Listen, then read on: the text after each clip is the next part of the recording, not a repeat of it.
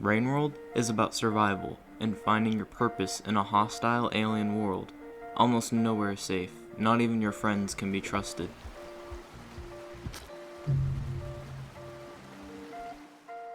While you travel across the lands, you will come across many challenges. But the most important thing for your little slug cat is food and shelter to avoid the rain.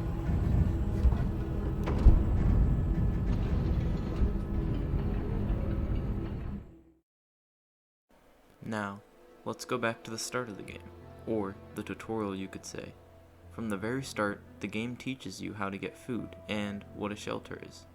The rain is devastating, and without either of the two, you can't hibernate. Hibernation is key to making it through the lengthy storm. Later on, I will talk more about the rain and why it's so devastating, but I want to save that for the more spoiler-based section of this video. Rainworld has a sort of guide character, the Overseer, and this is where most players' purpose begins. The Overseer will try to help the player, but at no point does the game tell you to listen to or follow it. You can just go the other way and explore completely ignoring its directions. I'm pretty sure you can even kill it, although I don't know if it's permanent, because in this world, death isn't what you think it is. The world keeps moving, even when you're dead. It's a living, breathing ecosystem, and you are not at the top of it. You're probably closer to the bottom of it, and never will you feel you aren't. There's always something greater than you, stalking you, waiting for a time to strike. And whatever that thing is, will make its presence known. A good example of a predator would be the lizard.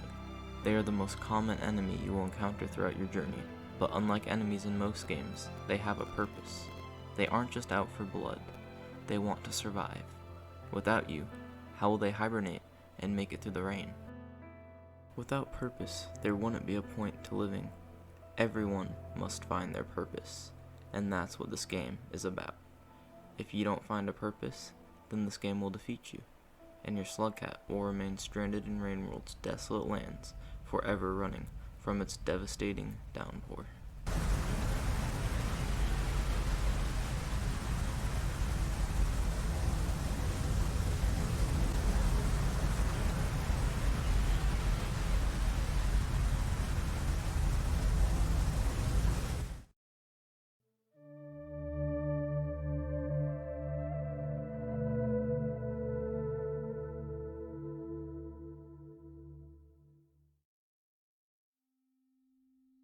Let's talk about karma. In this world, hibernation increases your karma level, and dying decreases it. If your karma level is too low, then you can't progress. The outskirts is your first test. Once you've grasped the basics of the game's world, you should have enough karma to open one of the 3 karma gates in the region. The 2 most common gates for new players will be the drainage system gate down below into the east, and the industrial complex gate up above into the east. The 3rd gate is west of the outskirts and leads to Farm Arrays. The game won't stop you, but you'll need to pass a scavenger toll and have a high karma level to open it, so it's not worth it at this point in the game. At some point, the game will tell you to turn around anyways, and the only direction left is east.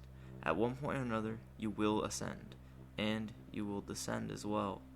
You choose your journey, and the game won't stop you, but you will end up in the east, and that is for sure. I'm going to take you down below, into the drainage system.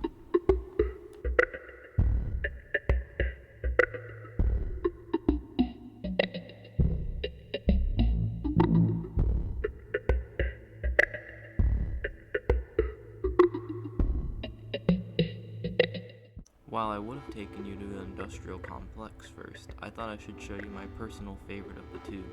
Well, besides these damn leeches, of course. In the end, they both lead to the same place, so either path is fine, but going down into the mud pits is quite enjoyable for multiple reasons. The music is great and very atmospheric. It fits the region perfectly. The platforming is also extremely fun, albeit simple, and it's not very long or confusing. The hardest bits of the region are towards the end. There's this underwater section full of leeches, and you have these little air bubble plants that extend your breath underwater by a while. It's a fun little puzzle, and it teaches you that there are many ways to traverse the environment. You just gotta experiment.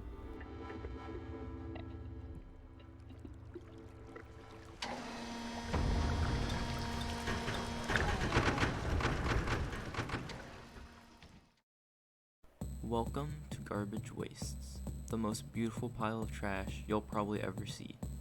Stoneheads is one of my favorite sights to see, but this is scavenger territory. They are the most intelligent characters in the game, and will treat you differently depending on how you interact with them. They love pearls, and they are also druggies, so if you can't find a pearl, just toss them some shrooms and you're all good. Pearls are definitely the best way to avoid conflict though. They don't always like the mushrooms. I mentioned scavengers earlier, specifically a scavenger toll, and now is a good time to talk about them. If you have bad reputation with the scavengers, they will try to kill you, so you need to bring pearls with you to these groups of scavengers and hope they will forgive you. These tolls are usually located at the end of a region, right before Karma Gate, and can be a pain to get past. Make friends, not enemies. The most interesting thing about Garbage Wastes is without a doubt the scavengers, but I'd also like to talk about its ecosystem a bit. Popcorn plants, berries, and these blue bubbles are your best bet for food. And there are these little popping snails that will burst and knock you over, which can be very annoying at times. It's good to fend off predators though. There are a lot of dangerous creatures here. Vultures, longlegs, and scavengers can all be very dangerous, but the leeches and noodle enemies in the water are what kill me the most. The noodles can be harmless and will only steal your items, but if you accidentally throw something at the noodles, good luck getting out of the water, especially with all those leeches swarming beneath. But there are far greater threats below, just not here.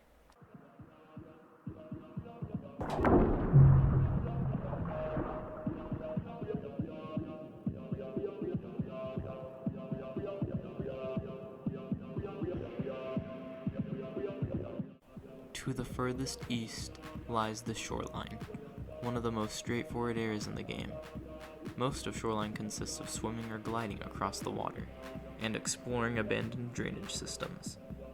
What lies at the end of shoreline is what we are really here for. Remember the Overseer? Well, every once in a while, when you hibernate, you will see visions from the Overseer, and one consists of a very strange alien-like being. As you progress further through shoreline, the Overseer will start showing you the weird alien's head, pointing you towards it. Follow, and you'll soon arrive at Looks to the Moon. This is a small subregion where you'll platform your way through a huge, dilapidated building. And what purpose does this have?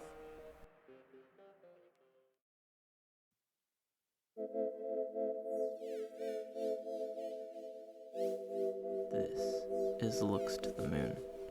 She's an iterator, and also a building. A sentient one, powered by neurons, which you can eat to kill her, by the way. Yeah, this game is weird. At this point in the game, Moon isn't of much help to the player, but she does give you a glimpse of what you are truly looking for. And if you can come back to her after finding that thing, the world will begin to reveal its secrets. And how do you get there? Well, look to the moon and reach for it.